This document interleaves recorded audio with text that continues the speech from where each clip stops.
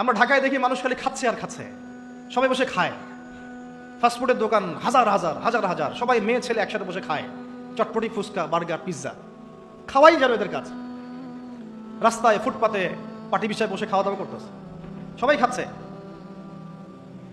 গল্পগুজব করছে, গোল গোল হয়ে বসে বসে মোবাইলে কি কি জানে করতেছে, গোল হয়ে 10 জন বসে আছে একসাথে। যেই মুহূর্তে ধরেন যে মুসলিম উম্মার একটা অঞ্চলে একটা বোমার আঘাতে 500 জন শিশুকে হত্যা করা হয়, ওই মুহূর্তে বসে সে হাসাহাসি করতেছে। ওই মুহূর্তেও তার কোনো ফিকির নাই, নামাজের সেজদা একটু দোয়া করব, আমি আল্লাহর দিকে ফিরে আসি। একটা কমন সেন্সহীন, জীবনের উদ্দেশ্যহীন, একটা বুদ্ধিবৃত্তিক প্যারালাইজড প্রজন্ম। না জীবনের কোনো উদ্দেশ্য আছে, না কোনো পড়াশোনা করে, আর না একটু ভালো করে খেলাধুলা করে, আর না শরীর চর্চা করে, আর না কিছু লিখে, আর না কিছু জাতিকে কিছু দিচ্ছে, আর না পলিটিক্সে কোনো আগ্রহ আছে, আর না ইকোনমিক্সে কোনো আগ্রহ আছে, না ওয়ার্ল্ড অ্যাফেয়ার্স সম্পর্কে কোনো সচেতনতা আছে, না মুসলিম উম্মার এই দুরবস্থায় তার ভূমিকা রাখার কোনো ইচ্ছা পর্যন্ত আছে। না সলাত আদায় করে, না কুরআন তেলাওয়াত করে, আর না ওযু করতে জানে ঠিকভাবে, আর না ফরজ ওয়াজিব সুন্নাত মুস্তাহাব জানে, আর না ফিকহুল মুয়াসসারের মতো সহজ ফিকহের কিতাবগুলো তার আয়ত্ত করা আছে, না কোনো আলেমের সাথে সম্পর্ক আছে, না কোনো ইসলামিক স্কলারের কাছে সম্পর্কিত হয়, আর না মাদ্রাসায় যায়, আর না ইসলামের বেসিক ফান্ডামেন্টাল নলেজ অর্জন করে। জীবনের উদ্দেশ্যই নাই, শুধু মেয়ের পিছনে, শুধু মাদকের পিছনে, ড্রাগসের পিছনে, কোনো সময় মারামারি দাঙ্গা হাঙ্গামা করছে, কোনো সময় দেখা যায় বাইক দাবড়ায় বেড়াচ্ছে, বাবার বিত্তশালী বাবার অনেক টাকা আছে, বাস কিনে দিয়েছেন বাইক, চলছে, পিছনে একটা বেহায়া বেশ্যা মেয়ে নিয়ে ঘুরছে। এ মেয়েটাও বেহায়া, শব্দটা ইউজ করতে চাইনি আমি আমি আমি এখানে জানি অনেক মা বোন আছেন, শব্দটা আমি ইউজ করতে চাই নাই, কিন্তু আমার ভিতরে এমন ক্ষোভ এদেরকে দেখলে হয় যে মুখ থেকে বের হয়ে গেল। একটা মেয়েকে আল্লাহ পাক সৃষ্টি করেছেন কি জন্যে? যাতে সে ইসমাইল আলাইহিস সালামের মতো সন্তান জন্ম দিতে পারে। এই বাইকের পিছনে ঘোরা মেয়েটা কি আপনাকে এরকম সন্তান দিতে পারবে? আপনি তো বোকা, আপনি মনে করছেন যে অল্প সময়ের জন্য আমি তাকে নিয়ে একটু মজা করি।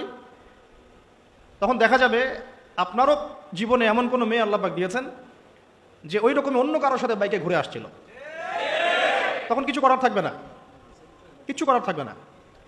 আমার টপিক আজকে এটা না। এই প্রজন্মটাকে গড়েছে পশ্চিমারা বিগত 30 বছরে। কত বছরে?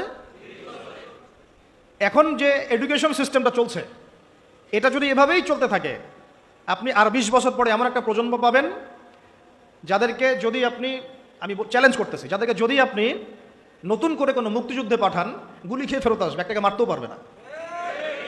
না দেশের প্রতি কোনো মহব্বত আছে, না উম্মার প্রতি কোনো মহব্বত আছে, না দেশের জন্য কিছু করতে পারবে, না জাতির জন্য, না উম্মার জন্য। সবচেয়ে বড় স্তর হচ্ছে উম্মার জন্য। সবচেয়ে বড় স্তর কি?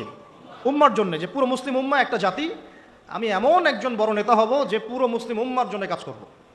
এই যে চেতনা, এই জাজবা, পরিশ্রম, অধ্যাবসায়, একটা ভিশন, একটা প্যারেন্টিং, একটা কনস্ট্রাকটিভ সিলেবাসে পড়াশোনা করা, তারবিয়াত, প্রশিক্ষণ, এই ধার কাছেও নাই জানে আসে।